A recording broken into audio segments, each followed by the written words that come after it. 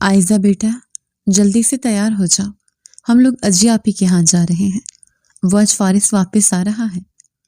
وہ جو کمرے میں لیٹی ایک بک کا مطالعہ کر رہی تھی کہ رانیہ کی بات پر جلدی سے اٹھ کر بیٹھ گئی۔ کب؟ آج آ رہے ہیں کیا؟ اس نے حیرانگی سے پوچھا۔ ہاں بیٹا، شام 8 بجے کی فلائٹ ہے تو ہمیں ابھی نکلنا ہے، کیونکہ تمہاری پیاری سی ماسی کو تمہارے ہاتھ کا ڈیزرٹ بنوانا ہے۔ رانیہ کی بات پر وہ ہلکا سا مسکراتے ہوئے اٹھ بیٹھی۔ آپ جائیے، میں ابھی آتی ہوں۔ کچھ ہی دیر میں وہ تیار ہو کر نیچے آئی تو رانیہ نے اسے سر سے پیر تک دیکھا۔ کیسے کپڑے پہن رکھے ہیں تم نے؟ تم جانتی ہو نا وہ تمہارا منگیتر ہے، تو شوہر کے لیے سجنا سنورنا تو چاہیے نا۔ یہ کیا پہنا ہے؟ ٹی شرٹ اتنی کھلی اور یہ ٹراؤزر، مطلب تم چاہتی کیا ہو؟ رانیہ نے چڑھ کر کہا۔ ارے بھائی، کیا ہو گیا؟ میری بیٹی کے پیچھے کیوں پڑی ہو؟ ڈاکٹر مامون نے اندر داخل ہوتے ہوئے کہا۔ یہ دیکھیے آپ کی بیٹی کے حال، کم از کم شلوار قمیض ہی پہن لے۔ مانتی ہوں اسے ایسے کپڑے پسند ہیں، لیکن کیا ہے یار، رانیہ رونے والی ہو چکی تھی۔ میرا پیارا سا بچہ، جاؤ جا کر کپڑے چینج کر لو نا، ماما کو ہرٹ کیوں کر رہی ہو؟ اف اللہ، کیا ہو گیا آپ کو؟ ساتھ رکھ لیتی ہوں کپڑے، اب فکر مت کیجیے، وہاں کچن کا کام کرنے کے بعد میں پہن لوں گی۔ امی، شلوار قمیض میں کچن کا کام کیسے کروں گی؟ ہاں تو پرابلم کیا ہے؟ میں ساڑی میں بھی کر لیتی ہوں، رانیہ نے منہ بنا کر کہا۔ آپ میری پیاری سی مما، میں آپ نہیں ہوں نا، میں آپ کی پیاری سی معصوم سی بیٹی عائزہ ہوں، ڈاکٹر عائزہ، اور میرا دھیان ادھر ادھر ہمیشہ لگا رہتا ہے، اور میں پتہ ہے نا دوپٹہ بھی جلا سکتی ہوں، قمیض کے دامن پر بھی آگ لگا سکتی ہوں۔ مرمر آ گئی تو پھر کیا ہوگا؟ فٹے منہ تمہارا۔ اس کی بات ختم ہوتے ہی رانیہ نے اس کے کندھے پر تھپڑ مارتے ہوئے کہا اور پھر جھنجھلا کر باہر کی جانب بڑھ گئی۔ ارے جانے من، کہاں جا رہی ہیں آپ؟ کم از کم بات تو سن لیجیے، وہ پیچھے سے چھیڑتے ہوئے بولی، اور مامون نے اس کے کان سے پکڑتے اس کا رخ اپنی طرف کیا۔ بہت بدمعاش ہو گئی ہیں آپ، ہر وقت اپنی مما کو تنگ کرتی رہتی ہیں۔ خیر چھوڑو یہ بات، بتاؤ وہ جو میں نے مریض کے بارے میں آپ کو بتایا تھا، اس کی فائل پڑھی ہے آپ نے؟ یس ڈیڈ، ویسے مجھے جہاں تک لگتا ہے اسے صرف سٹریس ہے، اس کا سٹریس کسی طرح پر ریلیف کریں گے نا، کافی بہتر ہو سکتا ہے۔ وہ پروفیشنل انداز میں بات کرتی ان کے ساتھ چلتے ہوئے انہیں سب سمجھا رہی تھی، اور ڈاکٹر مامون فخر سے اپنی بیٹی کو دیکھ رہے تھے۔ وہ ایک ملٹی ٹیلنٹڈ بچی تھی، لیکن ایک چیز تھی، انتہائی لاپرواہ اور کسی چیز میں بھی سیریس نہ ہونے والی۔ میٹرک کرنے کے ساتھ ساتھ وہ کوکنگ کلاسز اٹینڈ کرنے لگی۔ سب کو لگا کہ وہ ہوٹل شیف بننا چاہتی ہے، اور تب تک تو اس کا یہی ارادہ تھا۔ پھر کچھ عرصے کے بعد وہ اپنی مام کے ساتھ ان کی بوتیک پر کام کرنے لگی، اور یہاں تک کہ چند دنوں میں ہی اس نے اچھے سے اچھا ڈیزائن بنانا سیکھا، تو بہت سارے لوگوں کے کہنے پر اس نے فیشن ڈیزائنر بننے کو ڈیسائیڈ کیا۔ مگر جب FSC کا رزلٹ آیا تو میڈیکل پروفیشن جوائن کرنے کا سوچ لیا۔ مگر تب تک یہ 17 سالہ لڑکی ایک بہترین شیف اور بہترین ڈیزائنر بھی تھی۔ ان کے پورے خاندان میں ایسی کوئی لڑکی نہیں تھی۔ ذہانت جہاں ماں باپ سے لی تھی، وہاں بہت زیادہ بولنا اپنی ماں سے سیکھا تھا، لیکن اتنی بہترین ڈیزائنر ہونے کے باوجود اسے ڈیزائنر کپڑے پہننے کا شوق ہی نہیں تھا۔ مگر ہاں، بہترین اگر یہ شیف تھی نا، تو کھانے کا بھی بہت شوق تھا، مگر اس سے کہیں زیادہ کھلانے کا۔ 10 قسم کی تو وہ بریانی بنا سکتی تھی، اور نہ جانے ہر بار اس کا ٹیسٹ کس طرح چینج کرتی تھی، کسی کو سمجھ ہی نہیں آتی تھی۔ انہیں اپنی یہ ہنس مکھ اکلوتی بیٹی بہت عزیز تھی، جو نہ صرف خود زندگی جیتی تھی بلکہ دوسروں کو بھی زندگی جینا سکھا دیتی تھی۔ اور ڈاکٹر اجیا تو کہتی تھی کہ اس معاملے میں وہ بالکل ڈاکٹر مامون پر ہے، مگر ان میں سے کوئی ایک بھی یہ بات نہیں جانتا تھا کہ وہ دنیا کی بہترین اور ہنس مکھ لڑکی اندر سے کس قدر تکلیف میں ہے۔ ہائے ماسی ماں، کیا کر رہے ہیں؟ وہ اجیا کے پیچھے جاتے ہوئے اسے زور سے ہگ کرتے ہوئے بولی۔ میرا بچہ، تم کیسی ہو؟ اجیا نے اس کا رخسار چومتے ہوئے کہا۔ میں ہمیشہ کی طرح بہت فٹ۔ اچھا اب آپ جلدی سے چھوڑیے اور جا کر تیار ہو جائیے، میں کھانا دیکھ لوں گی، وہ مسکراتے ہوئے بولی۔ اجیا نے اس کا رخسار تھپ تھپا کر باہر کی جانب قدم بڑھا دیے۔ اس نے جلدی سے ملازمہ کے ساتھ مل کر باقی کا سارا کام لوٹ لیا تھا، اور اس سے پہلے کہ وہ فارغ ہو کر کپڑے چینج کرنے جاتی کہ وہ آرام کے غرض سے مزے سے جا کر ٹانگیں پسار کر صوفے پر بیٹھی پاپ کارن کھانے لگی۔ واہ کیا بات ہے اللہ جی، آج وہ آئے ہیں، کبھی ہم اپنے گھر کو اور کبھی ہم ان کو دیکھتے ہیں۔ آپ کے آنے سے ہمارے گھر میں گویا 4 چاند لگ گئے ہیں۔ ازلان نے اندر داخل ہوتے ہوئے چہک کر کہا، thank you so much my dear brother. وہ گردن اکڑا کر بولی۔ وہ اس کے برابر میں بیٹھتا اس کے ساتھ بیٹھا پاپ کارن کھانے لگا۔ وہ بھی پاپ کارن کھاتے ہوئے ریسلنگ دیکھنے میں مصروف تھی۔ ارے کیا ملتا ہے ان کو دیکھ کر آپ کو؟ ازلان اس کے ہاتھ سے ریموٹ پکڑ کر چینل بدلنے لگا، مگر اس نے جھپٹنے والے انداز میں ریموٹ کو پکڑ کر اپنی سائڈ پر رکھا۔ خبردار اسے بدلنے کی کوشش کی۔ تمہیں پتا ہے نا، میں صرف یہی دیکھتی ہوں، مجھے کوئی ڈرامہ مووی وغیرہ میں انٹرسٹ نہیں ہے۔ اور بائی دا وے، تم تو اپنے بھائی کو لینے نہیں گئے تھے۔ آپ کو کس نے کہا کہ میں آپ کو ہونے والے شوہر کو لینے جا رہا ہوں؟ اتنا کوئی ویلا انسان نہیں ہوں میں تو بہت بزی انسان ہوں۔ اپنے دوستوں کے ساتھ کہیں باہر گیا ہوا تھا، اور آپ کے منگیتر نامدار نے کہا تھا کہ وہ خود بہت تشریف لے آئیں گے اور ہمیں زحمت نہیں دینا چاہتے ہیں۔ تم تو جانتی ہو نا وہ کتنے ڈسپلنڈ ہیں، بقول ان کی کہ آپ اگر وہاں ایئرپورٹ پر اپنا ٹائم ویسٹ کریں گے، اس سے بہتر ہے کہ آپ کچھ اور کر لیں۔ سو میں نے سوچا کہ میں اپنے فرینڈز کے ساتھ انجوائے کر رہا ہوں۔ ازلان نے مسکراتے ہوئے کہا، بہت اچھا کیا، انسان کو زندگی جینی چاہیے۔ ڈسپلن انسان بھی کو زندگی دیتا ہے کیا؟ ایسا لگتا ہے کہ وہ کوئی روبوٹ یا مشین ہے جس نے ہر چیز ٹائم پر کرنی ہے اور ہر چیز کو اچھے سے مینج کرنا ہے، ہر ایک موقع کے حساب سے اپنے کپڑے چینج کرنے ہیں، یہ کرو وہ نہ کرو۔ توبہ، انسان ہے کہ جیل میں قید کوئی قیدی؟ ان جیسوں کو کیا پتا کہ کھلی فضاؤں میں آزاد پنچھی کی طرح اڑنے کا کیا مزہ ہے۔ وہ اپنے ہی دھن میں بولتی جا رہی تھی اور مین ڈور سے اندر داخل ہوتے فارس نے اس کی ایک ایک بات کو اچھی طرح سنا۔ اسے زندگی جینا نہیں بلکہ زندگی ویسٹ کرنا کہتے ہیں۔ انسان اپنی زندگی میں سیریس نہیں ہوتا نا، وہ زندگی میں کبھی کچھ نہیں پاتا۔ یہ دنیا اگر جیتنا چاہتے ہیں نا تو خود کو اس طرح رکھو کہ لوگ دیکھ کر رش کریں۔ فارس نے بنا سلام دعا کے اندر داخل ہوتے ہوئے سنجیدگی سے کہا۔ وہ ہڑبڑا کر اٹھ کھڑی ہوئی اور اس کے ہاتھ میں موجود پاپ کارن کا پیکٹ زمین بوس ہو گیا تھا، اور نگاہ اس شخص پر گئی جو سچ میں بہت شارمنگ تھا، اور اس کے پہلو میں کھڑی ایک لڑکی وہ اسے ٹھٹکنے پر مجبور کر گئی۔ اس نے بلیک پینٹ کے اوپر وائٹ شرٹ پہن رکھی تھی اور اس کا کوٹ بازو پر تھا، اور سیم سٹائل فارس کا بھی تھا۔ اتنی دیر میں سب لوگ لاؤنج میں آ چکے تھے، اور فارس اور مہدیہ جو کہ فرح کی بیٹی تھی اس سے ملنے لگے۔ آئزہ کو اپنا بہت عام سا محسوس ہوا۔ وہ بلا شبہ بہت حسین تھی، مگر ڈیزائنر ہونے کے باوجود اسے پہننے اوڑھنے کا شوق ہی نہیں تھا۔ باپ نے کہا کہ بیٹا ہے یہ میرا، اور وہ گویا بیٹا ہی بن گئی۔ 10 سال کے بعد اللہ پاک نے اسے ایک بھائی سے نوازا تھا، اور وہ 10 سال تک اپنے ماں باپ کے بیٹے کی طرح رہی، اور وہ عادتیں اس میں اس قدر پختہ ہو گئیں کہ اس کی نزاکت اور سٹائل کہیں کھو سا گیا، اور فارس کو اسی وجہ سے اس سے چڑھ تھے۔ وہ جانتی تھی وہ اس کے اسلوب کی وجہ سے نفرت کرتا ہے، وہ جانتی تھی کہ اس کو اس کا یوں جھلوں جیسا حلیہ بہت برا لگتا ہے، مگر آج اتنے سالوں کے بعد پھر سے ملاقات ہوئی بھی تو اسی طرح اس نے دل ہی دل میں خود کو کوسا کہ پہلے ہی کپڑے کیوں نہ بدل لیے۔ آئزہ بیٹا، نگت بیوی سے کہیے کہ کھانے لگوا دیں۔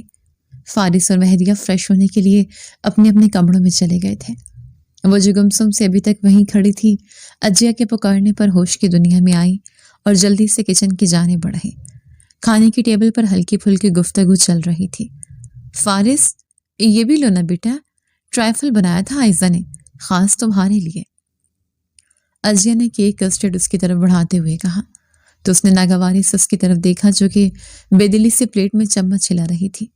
سوری مام، میں میٹھا یوز نہیں کرتا، اور آپ نے یہ سارا اہتمام بھی بہت زیادہ کر لیا ہے۔ آپ جانتے ہیں نا میں ہمیشہ ہیلدی ڈائٹ فالو کرتا ہوں۔ میں نے آپ کی خوشی کی خاطر سب کچھ تھوڑا تھوڑا لیا ہے، لیکن پلیز میٹھا نہیں۔ وہ اس کے ارمانوں پر پانی ہی پھیر چکا تھا۔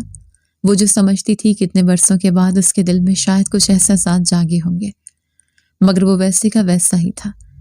کھانا وغیرہ سے فارغ ہونے کے بعد وہ گھر واپس آ گئی، مگر پورا راستہ وہ گمسم ہی رہی تھی۔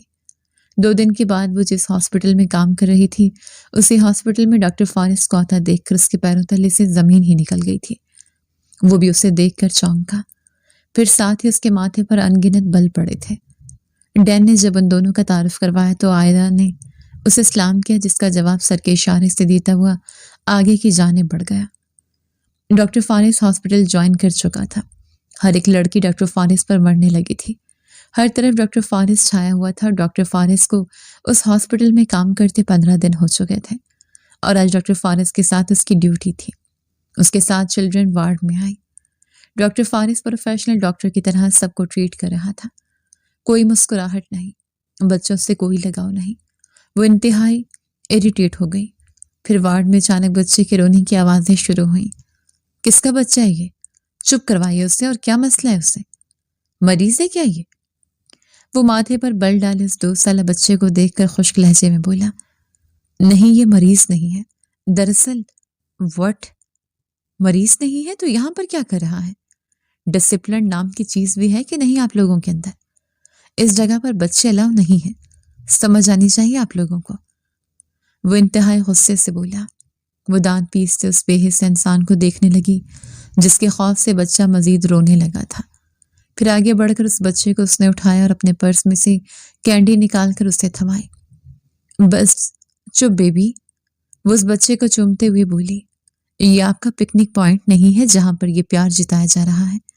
اس بچے کو باہر بھیجیے، میں اس طرح بے ترتیبی برداشت نہیں کر سکتا، اور ان مریضوں کے پاس شور تو بالکل بھی نہیں ہونا چاہیے۔ اس بات کا آپ کو خیال ہونا چاہیے ڈاکٹر آئرہ، مگر افسوس آپ جیسے لوگ نہ جانے ڈاکٹر کیسے بن جاتے ہیں۔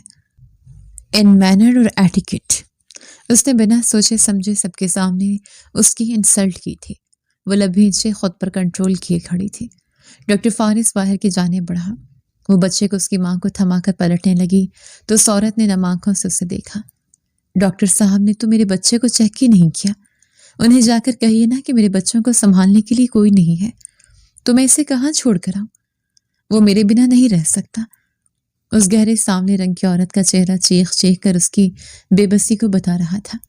فکر مت کیجیے، میں انہیں سمجھا دوں گی، اور اپنے بیٹے کی فائل مجھے دے دیجیے، میں اسپیشلی جا کر انہیں دکھاتی ہوں۔ اسے تسلی دیتے ہوئے بولی، اور پھر فائل لے کر وہ ڈاکٹر فارس کے آفس کی جانب بڑھی اور دھاڑ سے دروازہ کھول کر اندر آئی تو فارس نے ناگواری سے اسے دیکھا۔ تمہارے اندر مینرز نہیں ہے کہ اجازت کے بنا کمرے میں داخل نہیں ہوتے؟ شٹ اپ ڈاکٹر فارس، آپ نے کیا سمجھ رکھا ہے مجھے؟ میں کوئی معمولی سی ڈاکٹر ہوں؟ میں بھی یہاں کی بہترین ڈاکٹرز میں سے ایک ہوں۔ میرے بارے میں یہاں کس کی کیا رائے ہے وہ آپ جان لیں تو بہتر ہے۔ وہ تلخ ہوئی۔ سیریسلی؟ تمہیں کیا لگتا ہے میں تمہاری بات پر یقین کر لوں گا؟ تم یہاں صرف اپنے باپ کی وجہ سے ہو، کیونکہ تمہارا باپ اس شہر کے سب سے بڑے پرائیویٹ ہاسپٹل کا مالک ہے، ڈاکٹر مامون پاشا، اور تم ماں جو بھی ہو نا، ان کی وجہ سے ہو۔ وہ سرد لہجے میں بولا۔ اوہ ریئلی؟ یہاں مجھے ایک بھی دکھا دیجیے کہ کوئی مجھے اس نام سے پہچانتا ہو۔ میرے بارے میں کسی کو بھی معلوم نہیں کہ میں ڈاکٹر مامون پاشا کی بیٹی ہوں۔ جانتے ہیں میں نے سرکاری پلس پرائیویٹ ہاسپٹل میں جاب کرنے کا کیوں سوچا؟ ان ہاسپٹلز میں سے زیادہ تر ڈاکٹرز آپ جیسے ہیں جن کے اندر ڈسپلن تو بہت ہے مگر انسانیت نہیں۔ ہم کہتے تو ہیں پرائیویٹ ہاسپٹل کے ڈاکٹرز بہت اچھی اخلاق سے بات کرتے ہیں، تو پیسہ بولتا ہے۔ پیسہ تو آپ لوگ بھی لیتے ہیں، مگر افسوس غریبوں کو حقیر سمجھتے ہیں، گویا کوئی کیڑے مکوڑے ہیں جن کی کوئی اوقات نہیں ہے۔ جانتے ہیں جس عورت کو اتنا سنا کر آئے ہیں وہ کون ہے؟ اس کا شوہر ایک معمولی ملازم تھا، 1 سال پہلے اس کے ایکسیڈنٹ میں وفات ہو گئی۔ اس کے آگے پیچھے کوئی بھی نہیں ہے، لوگوں کے گھروں میں صاف صفائی کا کام کرتی ہے اور اپنے بچے کو کسی کے پاس نہیں چھوڑ سکتی، کیونکہ اس کا کوئی اپنا نہیں ہے جو اس کے بچے کو سنبھال سکے۔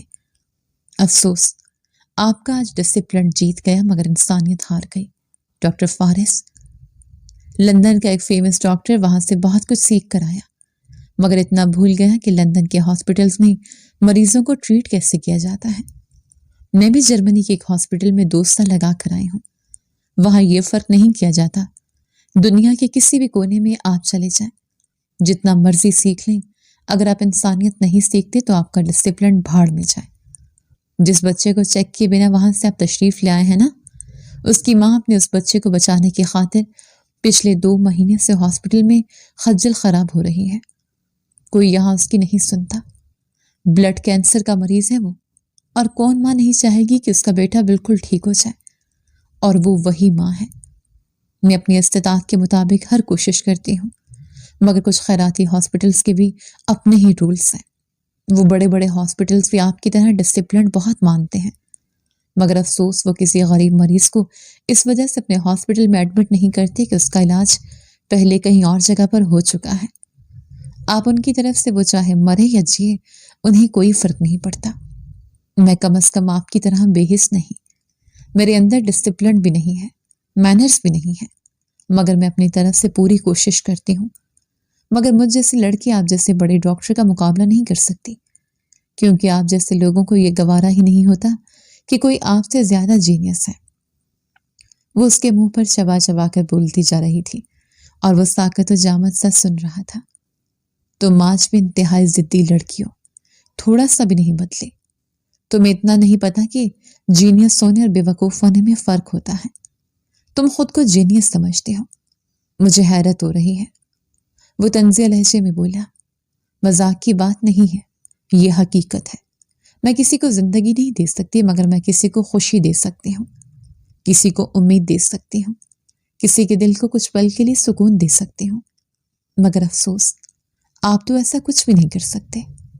ترس آتا ہے مجھے آپ جیسے انسان پر۔ کیا کہہ رہے تھے آپ؟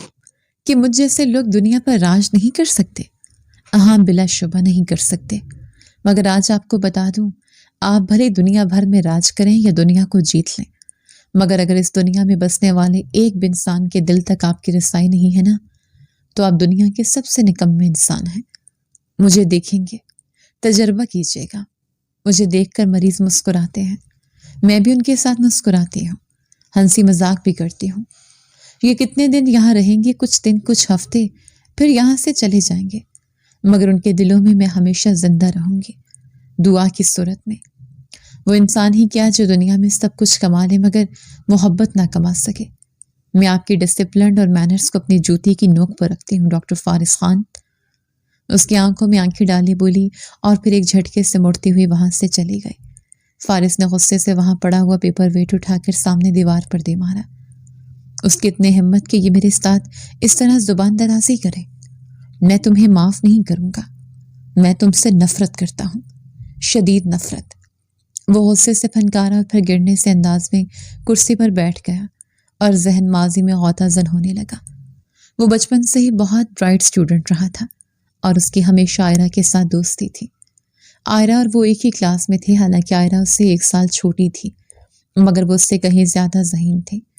سٹارٹ میں بچہ ہونے کی وجہ سے وہ 1-2 نمبر سے آئرہ سے پیچھے رہ جاتا تو کبھی فیل نہیں کرتا تھا، مگر جیسے جیسے بڑا ہوتا گیا اس سے آئرہ سے چڑ ہونے لگی۔ پھر وقت کے ساتھ ساتھ آئرہ مزید فن اور مستی میں رہنے والی بن گئی، مگر وہ اتنا ہی غصیلا اور سنجیدہ انسان تھا۔ آئرہ ہر وقت کسی نہ کسی کام میں پنگا لیے رکھتی، یہاں تک کہ اگر کسی راہ چلتے انسان نے چھیڑ دیا تو اسے جوتوں سے مارتی۔ وہ اس کی حرکتوں سے چڑھنے لگا۔ وقت مزید گزرا تو اس کے بارے میں مشہور ہوا کہ وہ شیف بننا چاہتی ہے، مگر کچھ عرصے کے بعد وہ اپنی ماں کے ساتھ فیشن ڈیزائنر بننے کی کوشش کر رہی تھی۔ فارس بہت خوش تھا کہ کم از کم اب اس کی پڑھائی کے معاملے میں وہ اس کے مد مقابل نہیں ہوگی، اس لیے فارس نے میڈیکل جوائن کرنے کا فیصلہ کیا۔ مگر کچھ ہی دنوں کے بعد وہ بھی میڈیکل پری انٹری ٹیسٹ میں ٹاپ کرنے کے بعد اسی کے ساتھ پڑھنے لگی تھی۔ پروفیسرز ہر ایک اس کے گن گاتے تھے، تعریف تو فارس کی بھی ہوتی تھی، مگر فارس کو اس کی تعریف ہضم نہیں ہوتی تھی۔ پھر جب فارس ہائر اسٹڈیز کرنے کے لیے لندن گیا تو جانے سے پہلے سب کے کہنے پر اس نے آئرہ سے منگنی کی اور اس نے سوچا کہ وہ اس کا منگیتر ہونے کے ناطے اسے جیسے چاہے گا ویسا بنا لے گا اور شادی سے پہلے پہلے وہ اس کے مطابق بن جائے گی۔ منگنی ہونے کے فوراً بعد اس نے آئرہ کو اپنے مطابق چلانا چاہا، مگر آئرہ نے فوراً انکار کر دیا۔ آپ میرے شوہر نہیں ہیں جو اس طرح مجھ میں روک جمائیں گے، میں اپنی مرضی کی مالک ہوں۔ جب آپ شوہر بنیں گے تب آپ کی بات میرے لیے حکم کا درجہ رکھے گی اور جیسا آپ کہیں گے میں ویسی ہی بن جاؤں گی۔ اس نے 2 ٹوک لہجے میں کہا اور یہ بات اس کے انا پر کسی کاری ضرب کی طرح لگا تھا۔ میں تم سے شدید نفرت کرتا ہوں اور ہمیشہ کرتا رہوں گا۔ یہ بات پلو سے باندھ لو، ہماری شادی کبھی نہیں ہوگی۔ یہ بے نام رشتہ میں آتے ہی ختم کر دوں گا، یا تو خود کو ڈسپلن کرو یا پھر رشتے کو ختم سمجھنا۔ وہ اپنی نفرت کا زہر اس پر انڈیل کر لندن چلا گیا۔ وہ لندن سے 5 سال کے بعد آیا تھا۔ وہ 30 سالہ ڈاکٹر فارس ایسی ساحرانہ شخصیت کا مالک تھا کہ لڑکیاں اسے دیکھ کر آہیں بھرتی تھیں، مگر وہ ہمیشہ کی طرح اسے ہرا چکی تھی اور فارس کی نفرت میں مزید اضافہ ہوا تھا۔ اس نے غصے سے مٹھیاں بھینچ لیں۔ کچھ دیر کے بعد وہ گھر کے لیے نکل گیا اور جب گھر پہنچے تو اجیا نے اسے تیار ہونے کے لیے کہا۔ فوراً تیار ہو جاؤ، پھر ہمیں تمہارے سسرال جانا ہے، تمہارے دن رکھنے۔ اجیا نے مسکرا کر کہا تو فارس کا غصہ مزید بڑھ گیا۔ مجھے آپ سے بہت ضروری بات کرنی ہے، لیکن خیر اب وہاں جا کر ہی بات ہوگی۔ سنجیدگی سے بولتا اسے دہلا گیا تھا۔ نہ جانے اس کے انداز میں کیا تھا کہ اجیا پریشان ہو گئی، مگر پھر ساری سوچیں جھٹک کر وہ تیار ہونے کے لیے اپنے کمرے میں چلی گئی۔ کچھ دیر میں وہ لوگ پاشا ہاؤس میں تھے۔ کھانا کھانے کے بعد جیسے اجیا نے بات کرنے کے لیے تمہید باندھی تو فارس نے ان کی بات کاٹتے ہوئے اپنی بات رکھنی چاہی۔ ایسی کون سی بات کرنی ہے آپ کو بیٹا؟ ڈاکٹر مامون نے مسکراتے لہجے میں کہا تو اس نے سر اٹھا کر آئرہ کی طرف دیکھا جس کا رنگ اڑ چکا تھا۔ وہ لب کچلتے ہوئے سر نفی میں ہلا گئی، مگر وہ کٹھور انسان اس کی آنکھوں میں دکھتی التجا کو اگنور کر گیا۔ میں اس منگنی کو ختم کرنا چاہتا ہوں۔ میں نے اس وقت جذباتی پن سے یہ منگنی کر لی تھی، لیکن مجھے نہیں لگتا کہ ہم دونوں ایک ساتھ چل سکتے ہیں، تو ہم شادی کر کے ایک دوسرے کی زندگی برباد کریں۔ اس سے بہتر نہیں کہ ہم اپنے راستے الگ کر لیں۔ اس کی بات پر لاؤنج میں اس قدر سناٹا تھا کہ گویا سوئی گرنے کی آواز بھی سنائی دے دے۔ کیا بکواس ہے یہ؟ آہل نے انتہائی غصے سے کہا۔ پلیز انکل، یہ ہم دونوں کا فیصلہ ہے، اور ٹھیک ہی تو کہہ رہے ہیں۔ بعد میں ہمارا رشتہ ختم ہو، اس سے بہتر نہیں ہے کہ اس رشتے کو یہیں ختم کر دیا جائے۔ اور منگنی کا کیا ہے؟ وہ ٹوٹ بھی جائے تو کوئی اتنی بڑی بات نہیں ہوتی، اور ویسے بھی میرے لیے کوئی رشتوں کی کمی تھوڑی ہے کیا؟ اب آپ لوگ ناراض مت ہوئیے، اور کسی بھی قسم کا سٹریس لینے کی بھی ضرورت نہیں ہے۔ وہ انتہائی ہلکے پھلکے انداز میں بولتی فارس کو شاکڈ کر گئی۔ چلو ٹھیک ہے، اب یہ بھی بتا دو پھر شادی کس سے کرنا چاہتے ہو؟ ابھی میں نے کچھ سوچا نہیں ہے، جب مجھے اپنے مطابق کی کوئی لڑکی مل جائے گی تو میں آپ کو بتا دوں گا، اور مجھے لگتا ہے کہ تمہارے مطابق کی لڑکی مہدیہ ہے۔ کیوں؟ میں ٹھیک کہہ رہی ہوں نا؟ آج کل اس کے ساتھ گھومتے پھرتے ہو بہت، ہر چیز میں اس کی تعریف۔ میرے خیال میں فرح سے بات کر لیتی ہوں۔ اجیا نے اس کی بات کاٹتے انتہائی چڑے ہوئے انداز میں کہا تو وہ لب بھینچ کر رہ گیا، اور ازلان تو جیسے بالکل ہی سناٹے میں آ گیا تھا۔ میرے خیال میں مہدیہ سے پوچھ لیجئے تو بہتر ہوگا، کیا پتہ وہ بھی ان سے شادی نہ کرنا چاہے۔ ازلان نے ایک دم سے ہوش میں آتے ہوئے پوچھا۔ کیوں؟ مجھ میں کیا کمی ہے جو کوئی لڑکی مجھے ٹھکرائے گی؟ فارس نے تل ملا کر کہا۔ اچھا، کمیوں کی دکان ہے آپ جو انسان آئرہ جیسی لڑکی کو ٹھکرا دے، وہ دنیا کا سب سے بے وقوف انسان ہے۔ تو تم کیوں نہیں شادی کر لیتے اس سے؟ فارس نے جواباً دان پیس کر کہا۔ بالکل کر لیتا، اگر میں کسی اور کو پسند نہ کرتا ہوتا تو ابھی یہی کام کرتا۔ آئرہ جانتی ہے کہ میں کسی لڑکی کو پسند کرتا ہوں تو وہ بھی مجھے اس انسان سے کبھی شادی نہیں کرے گی، ازلان نے کہا۔ مجھے لگتا ہے آپ ہمیں گھر چلنا چاہیے تاکہ مہدیہ سے جا کر بات کر لی جائے اور دودھ کا دودھ پانی کا پانی ہو جائے، اور میں مہدیہ سے اب منگنی کر کے رہوں گا۔ اوکے، آزما لیجیے۔ آزمانے میں کیا حرج ہے؟ ازلان کے چہرے پر دل جلانے والی مسکراہٹ تھی، اور فارس تل ملا کر باہر کی جانب بڑھ گیا۔ میں بہت شرمندہ ہوں مون، مجھے نہیں پتا تھا کہ یہ اس طرح کرے گا، اجیا نے لب کچلتے ہوئے کہا۔ کیسی بات کر رہی ہیں اجیا؟ آپ ٹھیک ہی تو ہے، بچوں کا اپنا فیصلہ ہے، اور میری بیٹی نے بھی مل کر ہی فیصلہ لیا ہے۔ بس مجھے افسوس ہوا ہے کہ میری بیٹی جو مجھ سے کبھی کچھ چھپاتی نہیں ہے، اتنی بڑی بات چھپا گئی کہ وہ اس رشتے کو رکھنا نہیں چاہتی تھی۔ ڈاکٹر مامون نے اپنی بیٹی کو سرد کھوجتے نگاہوں سے دیکھتے ہوئے کہا تو وہ نگاہیں چراتے اٹھ کر کچن کی جانب بڑھ گئی، مگر ازلان کی نگاہوں نے دور تک اس کا تعاقب کیا تھا۔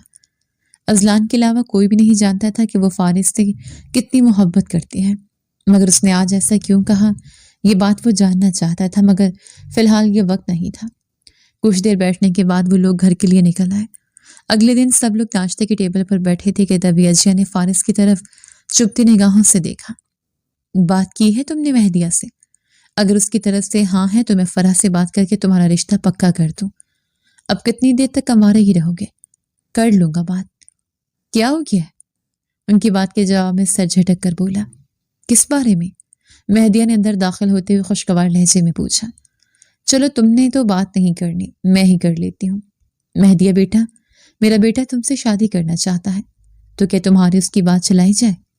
اجے کے پوچھنے پر مہدیہ کے چہرے پر سرخی سی چھا گئی۔ سوری آنٹی، میں بات کرنے ہی والی تھی۔ کیونکہ آپ کا بیٹا تو بتا ہی نہیں رہا تھا۔ میں بتا دیتی ہوں، ماما اور بابا اس ویکنڈ پر آ رہے ہیں تو ہم لوگ منگنی کر لیتے ہیں۔ نہیں نہیں، منگنی کرنے کی کوئی ضرورت نہیں ہے، نکاح ہوگا۔ نکاح کرو اور اپنی زندگی کو جیو۔ جی بالکل، نکاح بھی ہوگا لیکن کچھ دن ٹھہر کر، کیونکہ میں اپنی شادی کے فنکشن بہت زیادہ انجوائے کرنا چاہتی ہوں، اور پھر اتنی جلدی ویسی تیاریاں تو نہیں ہو پائیں گی نا، اس لیے 1 مہینے کے بعد ہم دونوں نے ڈیسائیڈ کیا تھا نکاح کا۔ کیوں ازلان، ٹھیک ہے نا؟ اس کی آخری بات پر سب پھٹی پھٹی نگاہوں سے ایک دوسرے کو دیکھنے لگے اور ازلان بنا کسی ریئیکٹ کے کندھے اچکا کر مسکرا دیا۔ فارس گمسم سا انہیں دیکھ رہا تھا۔ مجھے لگا کہ تم فارس کو پسند کرتی ہو، اس لیے میں نے فارس کا رشتہ ڈالنے کا کہا ہے، عجیہ نے بمشکل کہا۔ واٹ؟ آپ کو کس نے کہا کہ میں فارس کو پسند کرتی ہوں؟ فارس بہت اچھا دوست ہے، بس اس سے زیادہ کچھ نہیں۔ میں اور ازلان پچھلے 2 سال سے ایک دوسرے کو پسند کرتے ہیں، اور میں ازلان جیسے ہی لائف پارٹنر چاہتی ہوں جو زندگی جیتا ہوں، اور فارس بہت ریزرو طبیعت کا ہے، اور مجھے نہیں لگتا کہ ہم دونوں ایک دوسرے کے ساتھ خوش رہ پائیں گے، مہدیہ نے کہا۔ فارس لب بھینچ کر رہ گیا۔ موم کی کال آ رہی ہے، میں سن کر آتی ہوں۔ مہدیہ موبائل دیکھتے ہوئے بولی اور باہر کی جانب بڑھ گئی۔ اب کیا کہو گے؟ یہ بات تو آپ اپنے بیٹے سے پوچھے نا، جس نے کسی کو بھنک بھی نہیں پڑنے دی کہ یہ مہدیہ سے محبت کرتا ہے۔ وہ تب کر بولا، اس نے ہمیشہ ہمیں بتایا کہ وہ کسی لڑکی سے محبت کرتا ہے، بس تو اس نے نام نہیں بتایا تھا۔ مگر تم نے کیا کیا؟ اتنے سال کے بنائے ہوئے رشتے کو ختم کر دیا۔ شکوے تم دونوں سے ہی ہیں، مگر ازلان سے کچھ کم ہی ہیں۔ کم از کم اس نے کسی کا دل تو نہیں توڑا نا۔ اچھا، میں نے دل توڑا ہے؟ آپ نے دیکھا نہیں تھا اس کا ایٹیٹیوڈ؟ وہ خود بھی مجھے پسند نہیں کرتی، بلکہ نفرت ہی کرتی ہے۔ اگر پسند کرتی ہوتی تو میرے خاطر چینج نہیں ہو سکتی تھی۔ فارس تلخ لہجے میں بولا۔ کیوں؟ وہ کیوں چینج ہو؟ اور اس میں کمی کیا ہے جس کے لیے اسے آپ بدلنا چاہتے ہیں؟ وہ پرفیکٹ ہے اور آپ اس لیے اس سے نفرت کرتے ہیں؟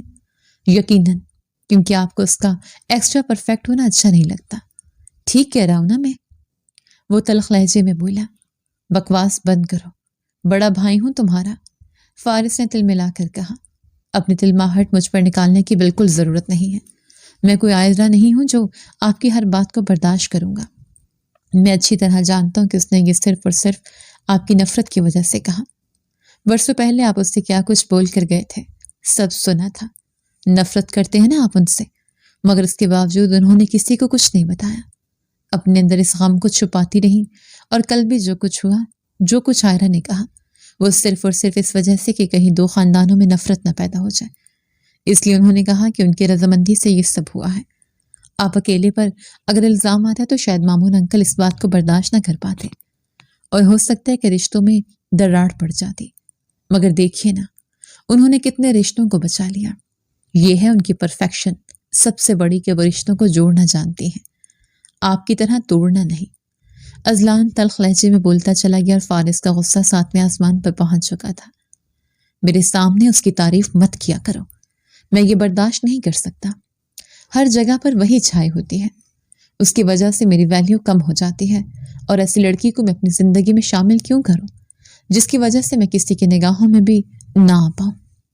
فارس زہر اگلتا چلا گیا، اور عجیب بے یقینی سے اپنے بیٹے کو دیکھ رہی تھی۔ مجھے یقین نہیں آتا کہ تم میرے ہی بیٹے ہو۔ چھی، کون سی کمی رہ گئی تھی میری تربیت میں جو تم نے یہ سب کیا؟ تمہیں شرم نہیں آتی اس طرح کی باتیں کرتے ہوئے؟ یہ تمہاری چھوٹی سوچ ہے کہ تمہیں یہ لگا کہ اس کی وجہ سے تمہاری ویلیو کم ہو رہی ہے۔ افسوس ہے تم پر۔ اپنے لیے جس طرح کی بھی لڑکی کو چوز کرنا ہوئی کر لینا، شادی کر دوں گی تمہاری، مگر اب مجھ سے مزید اس بارے میں بحث مت کرنا، اور نہ ہی میں اپنی عائرہ کے بارے میں کچھ سنوں گی۔ وہ میرے لیے میری بیٹیوں جیسی ہے، عجیہ نے انتہائی غصے سے کہا، اور پھر اٹھ کر اندر کی جانب بڑھ گئی۔ کچھ دنوں میں سب لوگ پرسکون ہو چکے تھے، مگر فارس کے اندر جیسے بے سکونی ہی بے سکونی تھی۔ سب خوش تھے مگر ایک وہی خوش نہیں تھا۔ آج وہ جب گھر آیا تو سامنے ڈاکٹر مامون اپنی پوری فیملی کے ساتھ وہاں پر موجود تھے، کیونکہ آج فرح اپنے شوہر کے ساتھ یہاں آئی تھی، اور آج مہدی اور راحل کی منگنی کا وینیو فکس کرنا تھا۔ عائرہ سے روز ہاسپٹل میں تو ملاقات ہوتی رہتی تھی، مگر مامون وغیرہ سے آج کافی دنوں کے بعد ملاقات ہوئی تھی۔ مگر مامون اس سے کافی خوش دلی سے ملے، وہ دل ہی دل میں جیسے شرمندہ سا ہو گیا تھا۔ مہدیہ اور راحل ایک سائڈ پر بیٹھے ٹیب پر نہ جانے کیا کر رہے تھے، اور سب لوگ بھی اپنی اپنی باتوں میں مصروف تھے۔ آئرہ کے لیے 3-4 رشتے آئے ہیں اور مجھے کچھ سمجھ نہیں آ رہی کہ ان میں سے کیا سلیکٹ کروں۔ آپ بھی بتائیے نا ڈاکٹر راحل، کس کو چننا چاہیے جو میری آئرہ کے لیے بیسٹ ہو؟ اچانک سے ڈاکٹر مامون نے کہا تو فارس چونک اٹھا۔ ارے بھائی، اس میں اتنی بڑی کون سی بات ہے؟ ہماری آئرہ سے پوچھ لو، بڑی سمجھدار ہے، اپنے لیے جس کو بھی چنے گی نا بہت اچھا ہوگا۔ اجیا نے مسکراتے ہوئے کہا، ہاں یہ بات تو ہے، اسی لیے میں نے سوچا کہ ان میں سے ہر ایک کے ساتھ الگ الگ آئرہ کا لنچ پلان کروں تاکہ ان لوگوں سے مل سکے اور پھر ڈیسائیڈ کر لیں کہ اس کے لیے بیسٹ کون سا ہے۔ ڈاکٹر مامون نے کہا تو فارس نے اپنی مٹھیاں بھینچ لیں۔ ارے بالکل ٹھیک کیا مون انکل، آپ فکر مت کیجیے، ڈاکٹر آئرہ کو منانے کی ذمہ داری میری، بلکہ میں تو انہیں کل ہی کسی ایک کے ساتھ لنچ پہ لے جانے کے لیے راضی کرنے والا ہوں۔ آہل نے چہک کر کہا تو فارس ایک جھٹکے سے اٹھا اور اپنے کمرے کی جانب بڑھ گیا، اور آہل نے من خیز انداز میں اس کی پشت کو گھورا تھا۔ فارس نے کمرے میں آ کر اپنا کوٹ اتار کر زور سے بیڈ کی طرف اچھالا اور اپنا ماتھا مسلتے ہوئے صوفے پر ڈھیر ہو گیا۔ مجھے اتنا کیوں فرق پڑ رہا ہے؟ نہیں پڑنا چاہیے مجھے فرق، میں نہیں اسے چاہتا، بس بات ختم۔ وہ اپنے ضمیر کی لڑائی میں دل کو ڈانٹتے ہوئے بولا، مگر دل تو ہمیشہ یہی کہہ رہا تھا کہ وہ آئرہ کو کسی اور کے ساتھ برداشت نہیں کر سکتا۔ پھر کچھ دیر بعد وہ چینج کر کے باہر آیا تو سب لوگ ڈائننگ ہال میں تھے اور ہلکی پھلکی گفتگو کے دوران سب نے کھانا کھایا۔ کھانا کھانے کے بعد آئرہ وغیرہ سب گھر چلے گئے، مگر وہ لوگ کافی دیر تک باہر لاؤنج میں بیٹھے باتیں کرتے رہے تھے۔ اگلے دن وہ ہاسپٹل میں لنچ بریک پر کیفیٹیریا میں آیا تو آگے کا منظر دیکھ کر ٹھٹک گیا۔ ڈاکٹر آئرہ کسی لڑکے کے ساتھ بیٹھی تھی۔ وہ چلتا اس ٹیبل پر آیا۔ یہ کون ہے؟ اس نے ڈائریکٹ جاتے ہی پوچھا تو آئرہ نے چونک کر اسے دیکھا۔ یہ ڈاکٹر ربی ہیں، ان کا رشتہ آیا تھا میرے لیے، تو بابا نے کہا کہ مجھے ان سے ملنا چاہیے، تو میں نے انہیں لنچ ٹائم پر یہاں کیفیٹیریا میں بلا لیا۔ وہ اطمینان سے بولی، تمہارا دماغ خراب ہے کیا؟ یہ کوئی پکنک پوائنٹ ہے یا ریسٹورنٹ؟ ہاسپٹل ہے یہاں جہاں تم یہ سب ڈیٹ پلان کرتے پھر رہی ہو۔ وہ انتہائی کڑوے لہجے میں بولا، اپنی حد میں رہیے ڈاکٹر فارس، آپ مجھ سے اس طرح بات نہیں کر سکتے، اور یہ ہاسپٹل کا حصہ نہیں ہے، یہاں پر کوئی بھی آ جا سکتا ہے، اور میں کوئی ڈیٹ پر نہیں آئی، اپنے بابا کی خواہش کے مطابق ان کے پسند کے لڑکے کو دیکھنے آئی ہوں۔ وہ بھی انتہائی غصے سے بولی، اوہ ریئلی؟ اس لڑکی کو یہ پتا ہے کہ میں تمہارا منگیتر رہ چکا ہوں؟ فارس نے استہزائی انداز میں کہا تو وہ لب بھینچ کر رہ گئی۔ اوہ، تو یہ تھی آپ کے منگیتر؟ مجھے بہت افسوس ہوا کہ ڈاکٹر آئرہ جیسی لڑکی کو آپ نے کھو دیا، مگر وہ کہتے ہیں نا جو ہوتا ہے اچھے کے لیے ہوتا ہے۔ مجھے پچھلے سال ڈاکٹر آئرہ ایک ہاسپٹل میں ملی تھی، تو وہاں میں تو انہیں پہلی نظر میں دیکھ کر ہی پسند کر گیا، مگر پھر مجھے پتا چلا یہ منگنی شدہ ہے، لیکن جیسے ہی پتا چلا کہ ان کی منگنی ٹوٹ چکی ہے تو میں نے فوراً سے رشتہ بھیج دیا۔ ڈاکٹر ربی مسکراتے ہوئے کہہ رہا تھا، اور فارس بے یقینی سے اسے دیکھ رہا تھا۔ تمہیں کوئی فرق نہیں پڑتا کہ تم کسی ایسی لڑکی سے شادی کرو جو کسی اور کے منگیتے رہ چکی ہے؟ مطلب میں تمہاری جگہ ہوتا تو ایسا کبھی نہیں کرتا۔ ڈاکٹر فارس نے مغرور انداز میں کہا، سوری ڈاکٹر فارس، میں آپ کی طرح بہت بڑا ڈاکٹر تو نہیں ہوں، مگر میرا اس معاملے میں دل چھوٹا نہیں ہے۔ منگیتر رہ چکی ہے تو کیا ہوا؟ اگر یہ آپ کی بیوی بھی رہ چکی ہوتی اور آپ اسے ڈائیورس دے دیتے تب بھی میں ان سے شادی کرنے میں ہچکچاتا نہیں، اور بیوہ سے شادی کرنا تو سنت نبی ہے نا۔ ڈاکٹر ربی مسکرا کر بولتا چلا گیا اور آئرہ نے جتاتی نگاہوں سے فارس کی طرف دیکھا۔ تھینکس ڈاکٹر ربی، کیا مجھے اتنا چاہتے ہیں کہ میرے ہر خامی اور کمی کے باوجود مجھے قبول کر رہے ہیں؟ پھر منگنی کب کریں؟ آئرہ نے مسکراتے ہوئے کہا تو ڈاکٹر ربی کا چہرہ کھل اٹھا تھا۔ ریئلی؟ منگنی؟ مطلب میں آپ کو پسند آیا؟ اوہ مائی گاڈ! ڈاکٹر ربی ایکسائٹڈ لہجے میں بولا، جی بالکل، ایک ایسا انسان جو مجھے اتنے عزت اور ویلیو کرے، مجھے اسے نہیں کھونا، اور ایسی محبت بہت انمول ہوتی ہے، اور انمول چیزوں کو ڈاکٹر آئرہ کبھی کھوتی نہیں ہے۔ اس نے کہا تو فارس محض مٹھیاں بھینچ کر رہ گیا۔ پھر وہ ہاتھ چھٹی لے کر ہی وہاں سے گھر واپس آ گیا تھا۔ گھر آتے ہی وہ شاور لینے کے لیے واش روم کی طرف بڑھ گیا اور دیوار پر دائیں بائیں ہاتھ رکھے وہ ڈاکٹر آئرہ اور ڈاکٹر ربی کے بارے میں ہی سوچ رہا تھا۔ اس کا دل چاہ رہا تھا پوری دنیا تہس نہس کر کے رکھ دے۔ فریش ہو کر دماغ کچھ ٹھنڈا ہوا تھا، مگر دل خالی خالی سا محسوس ہو رہا تھا۔ عجیب سی بے چینی تھی جو وجود کا حصہ بن چکی تھی۔ وہ جب رات کو ڈنر کے لیے نیچے آیا تو پتہ چلا کہ آہل مہدیہ کی منگنی کے ساتھ ساتھ اسی دن ہوٹل میں ڈاکٹر عائرہ اور ڈاکٹر ربی کی منگنی بھی ہے۔ وہ سن کر جیسے سناٹے میں آ گیا تھا۔ پھر منگنی کا دن بھی آ گیا اور ہوٹل میں سارے انتظامات وہی دیکھ رہا تھا۔ دل اندر سے بجھ چکا تھا۔ پھر کچھ دیر بعد ڈاکٹر عائرہ اور مہدیہ بھی تیار ہو کر آ چکی تھیں۔ دونوں نے لانگ میکسی پہن رکھی تھی اور وہ عائرہ کو یوں دیکھ کر جیسے مبہوت سا رہ گیا۔ اس کے لمبے کالے گھنے بال پشت پر بکھرے تھے اور اسکن کلر کی ہیوی ایمبرائڈری کی میکسی میں وہ غضب ڈھا رہی تھی۔ کچھ دیر میں منگنی کی رسم ہوئی۔ کیا کچھ نہیں یاد آیا تھا اسے؟ کبھی اس نے بھی یوں ہی اس کے ہاتھ میں منگنی کی انگوٹھی ڈالی تھی۔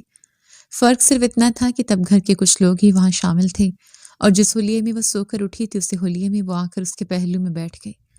اس کا کتنا دل چاہتا تھا کہ اسے یوں سجا سنورا مشرقی روپ میں دیکھے، مگر وہ کبھی بھی اس کے لیے سجی سنوری ہی نہیں، اور آج ڈاکٹر ربی کے لیے وہ سجی سنوری تھی۔ اس کا مطلب تھا کہ وہ بھی اس سے شدید نفرت کرتی تھی۔ دل بوجھل سا ہو گیا۔ وہ چپ چاپ وہاں سے باہر آ گیا۔ کھلی فضا میں سانس لینا چاہتا مگر جیسے سانس لینے میں دقت ہو رہی تھی۔ مت سوچ اس کے بارے میں، وہ اب تمہاری دسترس سے بہت دور ہے۔ غلط تم ہی تھے۔ تم نے ہمیشہ اسے روک ٹوک اور روب دبدبے سے اپنا بنانا چاہا۔ کبھی پیار سے اسے کچھ کہا ہوتا تو شاید وہ مان بھی جاتی۔ قصور تمہارا ہے۔ تمہاری ایگو نے آج تم سے تمہاری بچپن کی محبت چھین لی، وہ محبت جو تم نے کہیں بہت اندر دبا کر رکھی تھی۔ اس کے دل نے اسے لتاڑا تو وہ اپنا سر تھامتا وہیں کرسی پر بیٹھ گیا۔ کچھ دیر بعد وہ گھر کے لیے نکلا مگر آنکھوں کے سامنے کسی فلم کی طرح اس کا سجا سنورا روپ آ رہا تھا۔ پلیز، میں تمہارے بارے میں کچھ نہیں سوچنا چاہتا، چلی جاؤ میری یادوں سے۔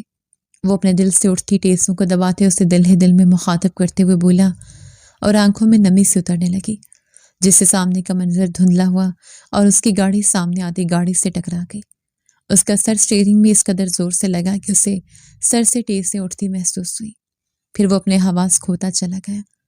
عائرہ بظاہر تو سب کے سامنے مسکرا رہی تھی مگر اندر کہیں درد سے بے حال تھی۔ اس کی محبت آج ہمیشہ کے لیے اس سے الگ کر دی گئی تھی۔ اب اسے صرف ڈاکٹر ربی کے بارے میں سوچنا تھا، نہ کہ ڈاکٹر فارس کے بارے میں۔ وہ ڈاکٹر فارس جس سے تب تک اس نے محبت کی جب اسے محبت کا مطلب بھی نہیں پتا تھا۔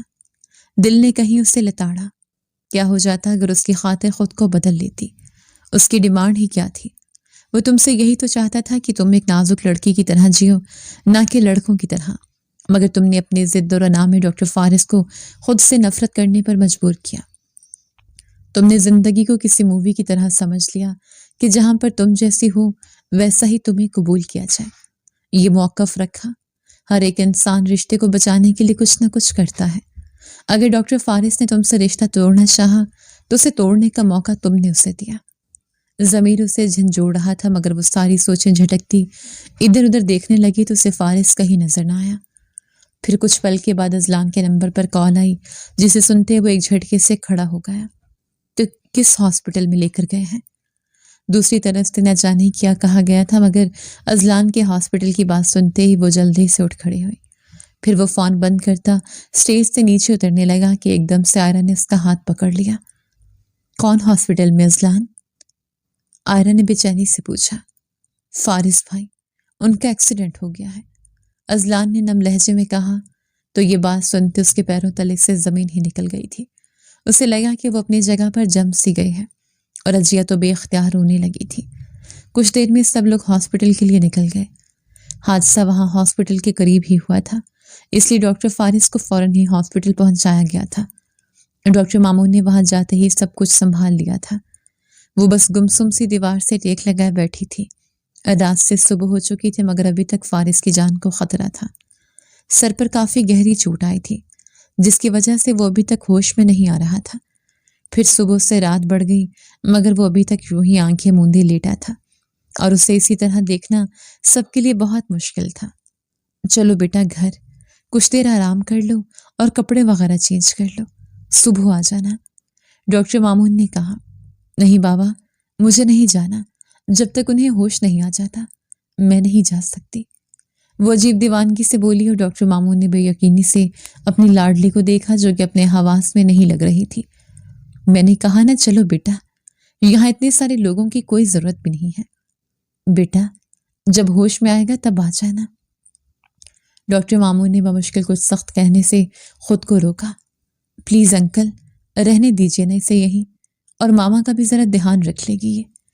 آپ آنے کو ساتھ لے جائیں نا واپس، تاکہ وہ آرام کر لے، پھر صبح کو آ جائے وہ اجیا بیگم کے پاس بیٹھی رانیہ کو دیکھتے ہوئے بولی۔ اجیا نے بھی فارس کی بات کی تصدیق کرتے ہوئے رانیہ کو گھر جانے کے لیے کہا۔ رانیہ بھی نہ چاہتے ہوئے گھر چلی گئی تھی۔ ان کے جانے کے بعد اس نے ممنون نگاہوں سے اذلان کی طرف دیکھا۔ پوری رات وہ ایک پل کے لیے نہیں سوئی تھی۔ اذلان نے اسے کتنی بار کہا کہ جا کر آرام کر لے، مگر وہ ایمرجنسی وارڈ کے سامنے سے ہلنے کے لیے تیار ہی نہیں تھی۔ اگلی صبح اذلان اسے زبردستی کیفیٹیریا میں ناشتے کے لیے لے کر آیا تھا۔ پلیز تھوڑا بہت تو کچھ کھاؤ نا، تمہاری طبیعت خراب ہو جائے گی۔ کچھ کیسے کھاؤں جب تک وہ ہوش میں نہیں آ جائیں گے؟ میرے حلق سے کچھ نہیں اترے گا، پلیز مجھے فورس مت کرو، وہ روتے ہوئے بولی۔ اذلان اس کے سامنے سے اٹھ کر اس کے ساتھ والی چیئر پر آ کر بیٹھ گیا۔ تم جانتی ہو نا میں تمہیں اس طرح روتے ہوئے نہیں دیکھ سکتا، پلیز اپنے آنسو صاف کر، اور مجھے وہ بہادر سی آئرہ چاہیے جو ہر مصیبت کا سامنا ہنس کر لیتی ہے، اور کچھ نہیں ہوگا اسے، تم ہو نا، تمہاری محبت اسے کچھ ہونے ہی نہیں دے گی۔ اذلان نے اس کے آنسو اپنی انگلیوں کے پوروں سے صاف کرتے ہوئے کہا تو اس کے کندھے سے لگی پھوٹ پھوٹ کر رو دی۔ یہ کیا ہو رہا ہے؟ ڈاکٹر ربی کی آواز پر وہ آنسو صاف کرتی ذرا پیچھے ہوئی۔ کچھ نہیں، وہ ڈاکٹر آئرہ رو بہت رہی تھیں تو اس لیے بے اختیار میرے کندھے سے لگ گئی۔ اذلان نے کہا، تمہیں نہیں لگتا آئرہ تمہیں اس بارے میں احتیاط کرنی چاہیے؟ تم منگنی شدہ ہو اور ایسے کسی مرد کے ساتھ، اب کسی کو اس طرح کی حرکت پر شک پڑ سکتا ہے تو تم دونوں کے بیچ کچھ چل رہا ہے۔ ڈاکٹر ربی مشکوک لہجے میں بولا تو آئرہ نے بے یقینی سے اسے دیکھا۔ کیسی باتیں کر رہے ہیں آپ ڈاکٹر ربی؟ یہ ایک بے اختیار عمل تھا جو ہوا ہے، اور آپ اس طرح آئرہ کے کردار پر شک کریں گے؟ لوگوں کا تو پتہ نہیں، مگر اب آپ کیا سوچتے ہیں یہ پتہ چل چکا ہے۔ آپ کے منگیتر کے ساتھ ایسا کروں تو کیسا فیل کریں گے آپ؟ ڈاکٹر ربی اپنی حد میں رہیے۔ اذلان اس کی بات کے جواب میں چیخ اٹھا، اور آئرہ فق چہرے سے انہیں دیکھ رہی تھی۔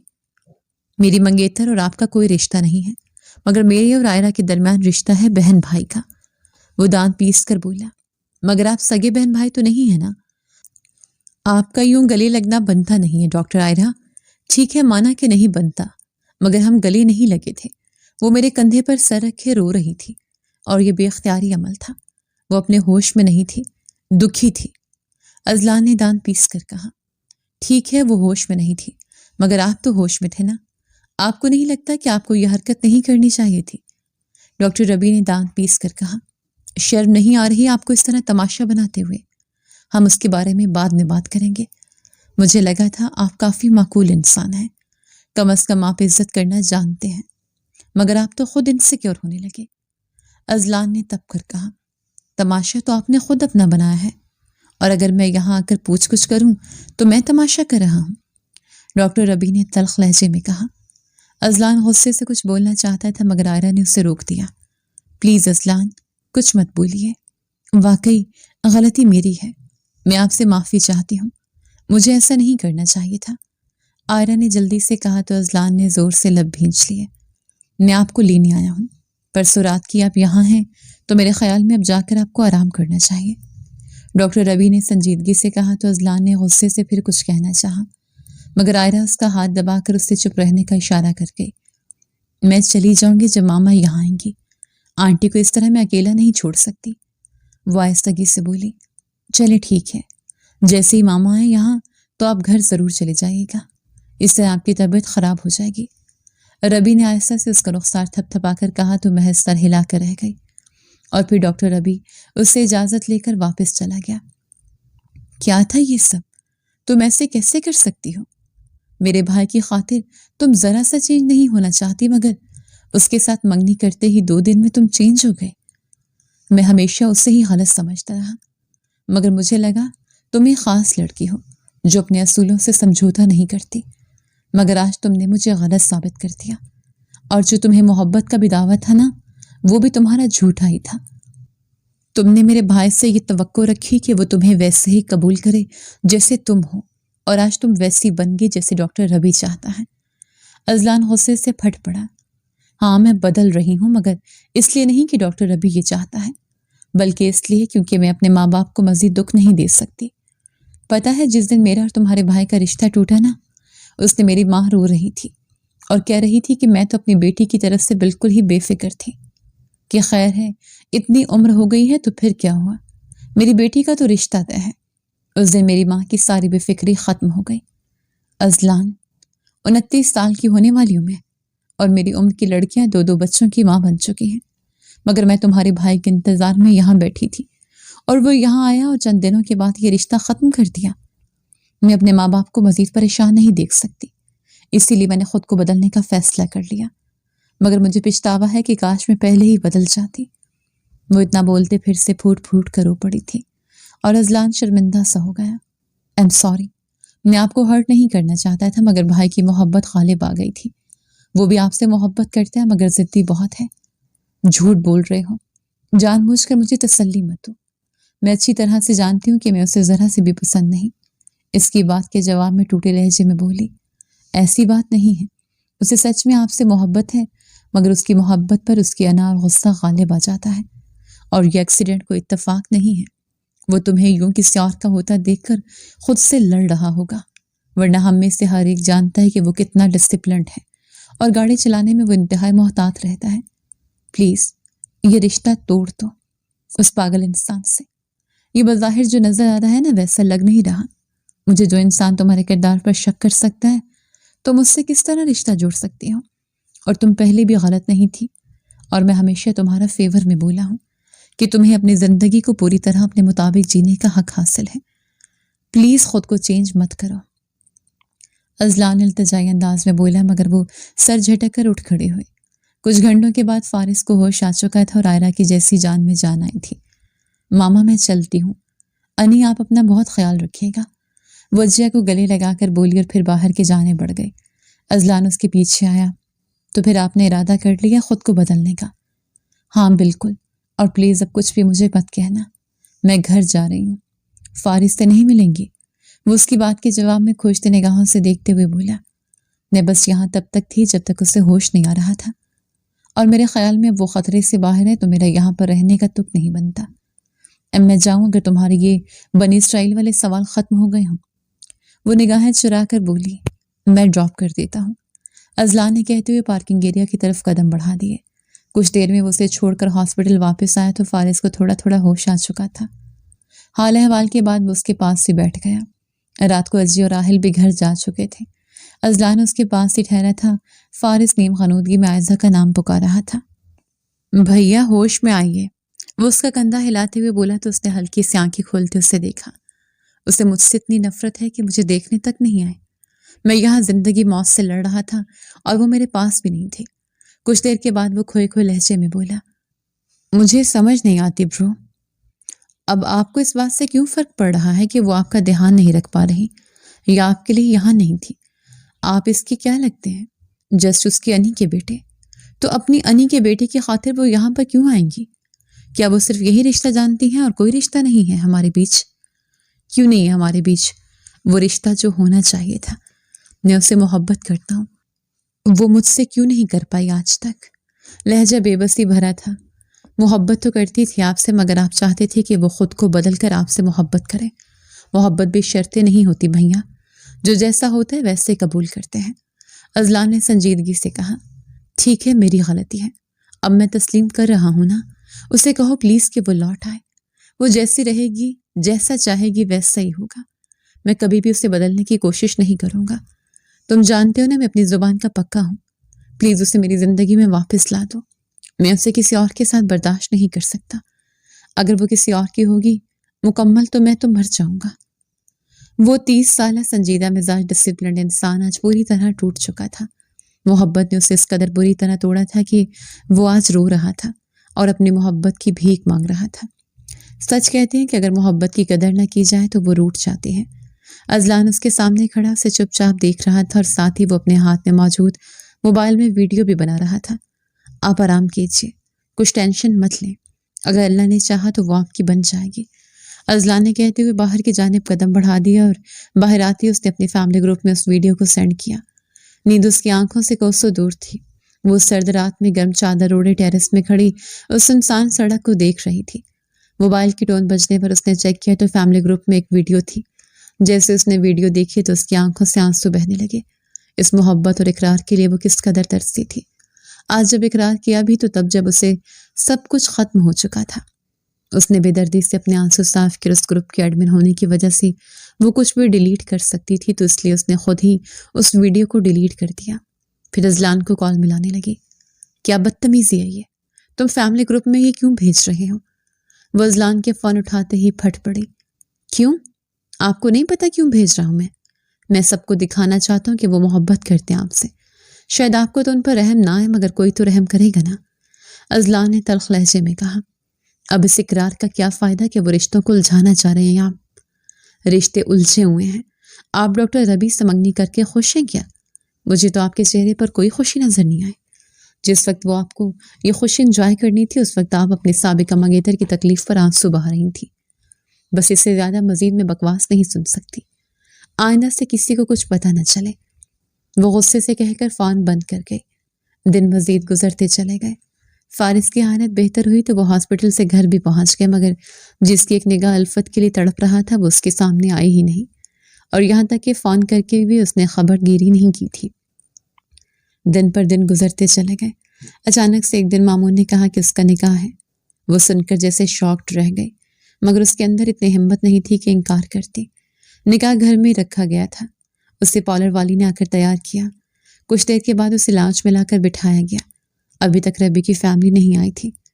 ارے آہل، فارس کہاں ہے؟ مولوی صاحب آ گئے ہیں، میرے خیال میں نکاح شرعی کیا جائے۔ جی وہ باہر بیٹھا تھا، اذلان اسے لینے گیا ہے۔ کچھ دیر بعد اذلان اسے زبردستی اندر لے کر آیا۔ بابا، میرے اندر دم گھٹ رہا تھا، یہ مجھے زبردستی لیا ہے۔ آپ کو پتہ ہے نا طبیعت نہیں ٹھیک تھی، میں آنا ہی نہیں چاہ رہا تھا۔ وہ جھنجلا کر بولا، بیٹا جی ہمیں پتہ ہے تمہاری طبیعت خراب ہے، لیکن فکر مت کرو، کچھ منٹ تک تمہاری طبیعت بالکل ٹھیک ہو جائے گی۔ اب دلہے کے بغیر نکاح تھوڑی ہوتا ہے، تمہیں گھر چھوڑا تھے تو نکاح اس کا کس سے پڑھانا تھا؟ آہل نے اس کا کان کھینچتے ہوئے کہا تو وہ بے یقینی سے انہیں دیکھنے لگا، اور آئرہ بھی پھٹی پھٹی نگاہوں سے سب کو دیکھ رہی تھی، جو ایک دوسرے سے مسکرا کر چھیڑخانی کر رہے تھے۔ کیوں بھابھی جی شاکڈ؟ آپ کو کیا لگا کہ آپ ویڈیو ڈیلیٹ کر دیں گے تو میں ہر ایک کے پرسنل نمبر پر جا کر ویڈیو نہیں بھیج سکتا؟ بس یہ میرا ہی کارنامہ ہے، اور سب لوگ فارس کے دل میں تمہارے لیے اتنی محبت دیکھ کر سوچ میں ڈوب گئے کہ بھائی ایسی محبت ہو تو پھر ملن تو بنتا ہی ہے۔ بس پھر ہم نے چپ کے آپ کے نکاح کی تیاریاں شروع کر دی، اور آج فائنلی آپ لوگوں کا نکاح ہے۔ چلے مولوی صاحب نکاح شروع کیجیے۔ اذلان نے چہک کر کہا، نکاح سے فارغ ہونے دو، تمہیں تو میں بتاؤں گی، میرا جوتا ہوگا تیرا سر۔ وہ دانت پیس کر بولی، ارے اتنا ظلم کریں گی اپنے دیور جی پر؟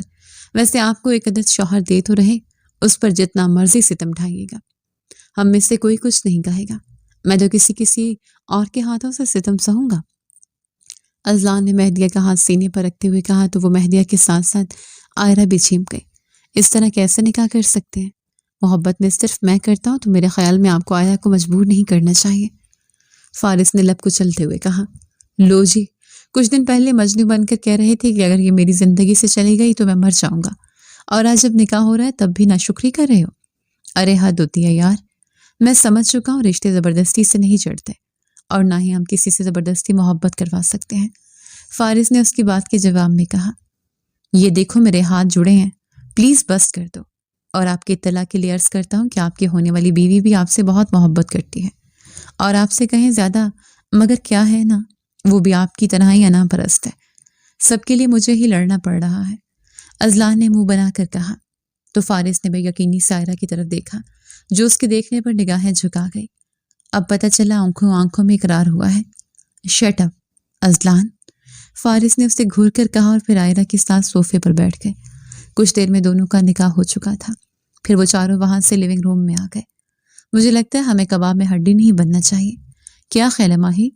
بہت نیک خیال ہے، مہدیہ اس کے بات کے جواب میں بولی، اور پھر دونوں باہر کی جانب بڑھ گئے۔ پچھلے 10 منٹ سے دونوں کچھ بولنے کے لیے لب واک کرتے، مگر کچھ بولنے کی ہمت ہی نہیں ہو رہی تھی۔ لیونگ روم میں صرف ان دونوں کی سانسوں کی آواز تھی، اور باہر سے ہلکی پھلکی ہنسیوں کی آوازیں آ رہی تھیں۔ آئرہ نے اپنے دوپٹے کے کونے کو انگلیوں سے موڑتے ہوئے آخرکار لب واک کیے۔ فارس، یہ سب کیسے ہو گیا؟ مجھے تو یقین ہی نہیں ہو رہا، ہم ایک ہو گئے ہیں۔ اس کی آواز میں حیرت بھی تھی، اور ایک عجیب سی خوشی بھی جو اس کی آنکھوں میں چمک رہی تھی۔ فارس نے سر اٹھایا، اس کی آنکھوں اسے محبت سے دیکھ رہی تھی۔ اور ان میں اس وقت صرف آئرہ تھی۔ پھر وہ اسے دیکھتا رہا جیسے سالوں بعد کوئی خواب حقیقت بن گیا ہو۔ پھر آہستہ سے اٹھا، اس کے پاس آیا اور صوفے پر اس کے بالکل قریب بیٹھ گیا۔ اس نے آہستہ سے اس کا ہاتھ اپنے ہاتھ میں لیا، انگلیاں آپس میں گھما دی۔ تم نے مجھے بتایا کیوں نہیں آئرہ؟ اس کی آواز بھاری تھی، شکوے سے بھری مگر محبت سے لبریز۔ اتنے سال تم مجھ سے محبت کرتی رہی اور ایک لفظ بھی نہیں کہا۔ میں تمہیں روک ٹوک کرتا تھا، تمہیں بدلنا چاہتا تھا، تم مجھ سے نفرت کرتی تھی، مگر تم نے کبھی نہیں بتایا کہ تمہارا دل بھی میرے لیے دھڑکتا ہے، اتنا زور سے کہ راتیں جاگتی رہتی ہو۔ آئرہ کی آنکھیں نم ہو گئی۔ اس نے سر جھکا لیا، دوپٹہ اس کے کندھے سے پھسل گیا۔ کیونکہ آپ کی نفرت مجھے برداشت ہو رہی تھی وارث، مگر اگر آپ کو پتہ چل جاتا کہ آپ مجھے اور زیادہ حقیر سمجھتے۔ آپ تو کہتے تھے نا کہ میں آپ کی ویلیو کم کرتی ہوں، کہ میں لاپرواہ ہوں، کہ میں آپ کے معیار پر پورا نہیں اترتی۔ میں آپ کی آنکھوں میں اور گرنا نہیں چاہتی تھی، میں تو بس دور سے آپ کو دیکھتی رہتی تھی۔ آپ کی مسکراہٹ دیکھ کر دل مطمئن ہو جاتا تھا۔ فارس کا دل پگھل گیا۔ اس نے آہستہ سے اس کا چہرہ اپنے ہاتھوں میں لیا، انگوٹھے سے اس کے آنسوں کو پونچھا۔ اس کا چہرہ اس کے چہرے کے قریب آیا، اتنا قریب کہ آئرہ کی سانس سوکھ گئی۔ میں احمق تھا آئرہ، دنیا کا سب سے بڑا احمق۔ میں تم سے نفرت نہیں کرتا تھا، میں تم سے ڈرتا تھا، تمہاری آزادی سے، تمہاری ہنسی سے، تمہاری اس بے فکری سے جو مجھ میں نہیں تھی۔ میں تمہیں بدلنا چاہتا تھا کیونکہ میں خود کو بدل نہیں سکتا تھا۔ میں تمہیں کھونا نہیں چاہتا تھا، اس لیے تمہیں اپنے سانچے میں ڈھالنا چاہتا تھا۔ مگر جب تم نے رشتہ توڑا، جب تم ڈاکٹر ربی کے ساتھ، اللہ کی قسم مجھے لگا میری دنیا ختم ہو گئی۔ میں راتوں کو جاگتا رہتا تھا، تمہاری یاد میں تڑپتا رہتا تھا۔ آئرہ نے سر اٹھایا، اس کی آنکھوں میں آنسو چمک رہے تھے۔ آپ نے مجھے کتنا دکھ دیا فارس، لندن سے آ کر رشتہ توڑ دیا، مجھے کہا کہ میں زندگی ویسٹ کرتی ہوں۔ میں نے آپ کے لیے خود کو بدلنے کی کوشش بھی کی تھی، مگر آپ کو کبھی نظر نہیں آیا۔ جب آپ کا ایکسیڈنٹ ہوا، میں رات بھر ہاسپٹل میں بیٹھی رہی، آپ کے لیے روتی رہی، دعائیں مانگتی رہی، مگر آپ کو بتانے کی ہمت نہیں ہوئی کہ میرا دل آپ کے لیے رو رہا ہے۔ فارس نے اس کی پیشانی پر بوسہ دیا، پھر ناک کی نوک کو، پھر گالوں کو۔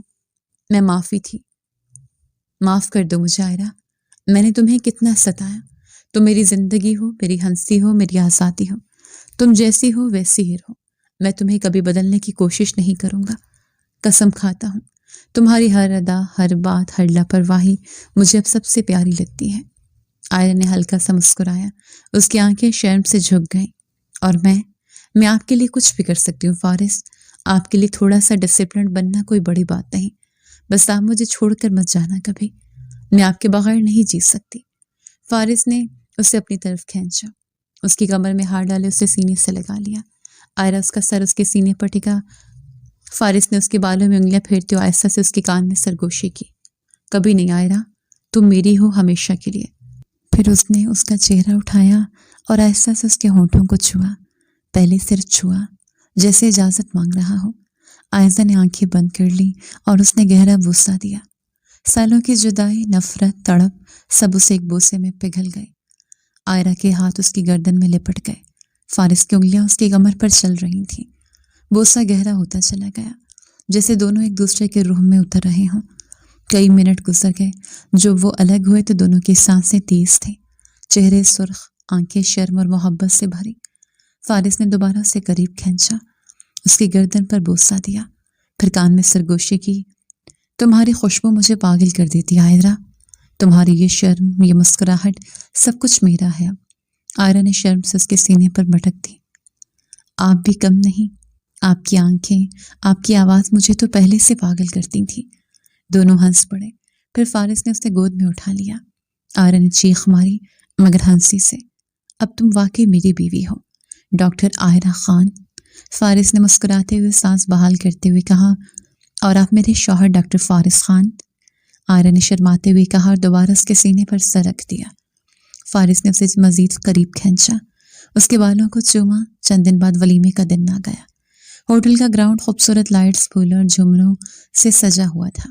2 دولہے اور 2 دلہنیں، ایک طرف ازلان اور مہدیہ، دوسری طرف فارس اور آئرہ۔ دونوں کے کپل سٹیج پر بیٹھے تھے، مہمانوں کی لائن لگ گئی تھی۔ آئرہ نے گلابی رنگ کی خوبصورت ساڑی پہن رکھی تھی، بال کھلے چھوڑے تھے، آنکھوں میں کاجل، ہونٹوں پر گہری لپسٹک، اور فارس اسے بار بار دیکھ رہا تھا، جیسے یقین نہ رہا ہو کہ وہ واقعی اس کی ہے۔ क्या देख रहे हो आप? आयरा ने आहिस्ता से शर्माते हुए पूछा।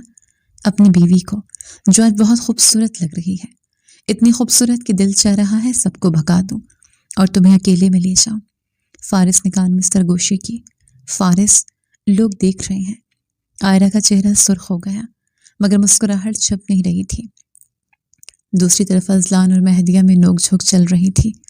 माही, ये गुलाब जामुन मुझे खिलाओ ना। अजलान ने मुंह खोला। खुद खाओ ना, मैं क्या आपकी नौकरानी हूँ? मेहदिया ने हंस कर कहा। अरे बीवी हो, नौकरानी से बेहतर तो हो। अजलान ने छेड़ा। सुनो फारिस, मेहदिया ने बुलंद आवाज में कहा, आपके भाई मुझे तंग कर रहे हैं। फारिस हंस पड़ा। भाभी, अजलान को छोड़ दो, वो तो वैसे भी बच्चा है। हाँ हाँ, आप खुद तो बहुत बड़े हो ना। आयरा ने फारिस का बाजू दबाकर कहा। रात को देखा कौन रो रहा था? फारिस का चेहरा सुर्ख हो गया। आयरा, ये बात यहाँ? सब हंस पड़े। फिर मेहमानों की लाइन में से अजिया और रानियां आईं। मेरे दोनों बेटों की बीवियां, अल्लाह खुश रखे तुम्हें। अजिया ने दुआ दी। अम्मी, अब तो आपकी 2 बेटियां भी हैं। आयरा ने मुस्कुराते हुए कहा। हाँ बेटी, और तुम दोनों मेरी आंखों के तारे हो। रानिया ने मेहदिया और आयरा को गले लगाया। वलीमे की रात बहुत खूबसूरत गुजरी। खानों की खुशबू, मौसीकी, हंसी मजाक। जब मेहमान कम हो गए तो फारिस और आयरा ने एक दूसरे का हाथ थामा और स्टेज पर खड़े होकर सबको देखा। आयरा, तुम खुश हो ना? फारिस ने आहिस्ता से पूछा, उसके कान में। बहुत ज्यादा, आपके साथ हर लम्हा जन्नत लगता है। आयरा ने मुस्कुराते हुए कहा। उसकी आंखें चमक रही थी। मैं वादा करता हूँ तुम्हें कभी दुख नहीं दूंगा। फारिस ने उसके हाथ को चूमा। और मैं वादा करती हूँ आपके साथ हर खुशी बांट लूंगी, हर गम बांटूंगी। आयरा ने जवाब दिया और उसके कंधे पर सर रख दिया। दूसरी तरफ अजलान और मेहदिया भी एक दूसरे को छेड़ रहे थे। माही, अब तो तुम मेरी हो मुकम्मल। हाँ, मगर याद रखना, मैं तुम्हारी तरह डिसिप्लिन नहीं बनूंगा और मैं तुम्हारी तरह लापरवाह नहीं बनूंगी। वो दोनों एक दूसरे से बोले। सब हंस पड़े। खत्म शुद्ध।